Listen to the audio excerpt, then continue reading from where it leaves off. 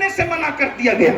جو پینا زندگی کے لیے ضروری ہے اس کو حد سے بڑھنے، اس میں حد سے بڑھنے کے لیے منع کر دیا گیا. تو یہ تو زندگی کے لیے ضروری ہے بھی نہیں، ایک محدود طور پہ اس کو استعمال کرو، ضرورت کے مطابق استعمال کرو.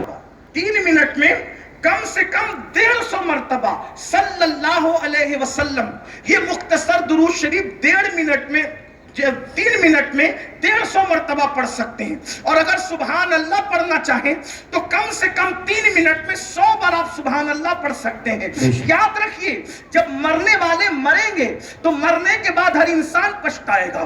میرے بھائیوں، میں بات وہ ایک سمیٹتے ہوئے آگے کی روایت پڑھنا چاہتا تھا، لیکن بات سمیٹتے ہوئے آج کل کیا اپنا دماغ کیا بنا ہے، مائنڈ سیٹ ہے قبر میں حضور آئیں گے صلی اللہ علیہ وسلم. توجہ کرنا میری بات پہ، میں انکار نہیں کر رہا ہوں لیکن اس کا ایک پہلو بتا رہا ہوں. قبر میں حضور آئیں گے صلی اللہ علیہ وسلم، پھر میں حضور کو لپٹ جاؤں گا، حضور سے باتیں کروں گا، حضور سے ملاقات ہوگی، اور پھر میری قبر جنت کے باغوں میں سے بات بنے. یہ مائنڈ سیٹ ہے بات، ٹھیک. اگر یہ بات امام اہل سنت جیسا انسان کرے تو ان کو زیب ہے. استاد زمن جیسا بندہ کرے اس کو زیبہ دے. حضور مفتی اعظم اور محدث اعظم جیسے لوگ کریں ان کو زیبہ دیتا ہے.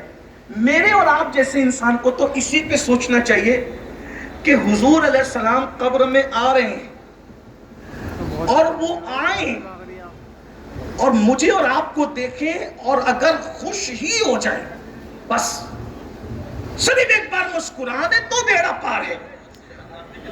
نکیرین کے جواب آسان، مگر حضور علیہ السلام خوشی سے ہماری قبر سے رخصت ہو جائیں یہ امتحان زیادہ مشکل ہے. کیوں مشکل ہے پتہ ہے؟ شیخ محقق شیخ عبداللہ محدث دہلوی رحمت اللہ علیہ فرماتے ہیں جب تم رسول اللہ کو سلام کرتے ہو اور تمہارے چہروں پہ داڑیاں نہیں ہوتی تو اللہ کے رسول علیہ السلام تم سے رخ پھیر لیتے. توجہ کرنا ذرا، میری بات پہ غور کرنا. اللہ کے رسول علیہ السلام جن چہروں پہ داڑیاں نہیں ہیں ان سے رخ پھیر لیتے ہیں. پھر وہ حدیث ایک طویل، کئی اس کے اندر روایتیں موجود ہیں.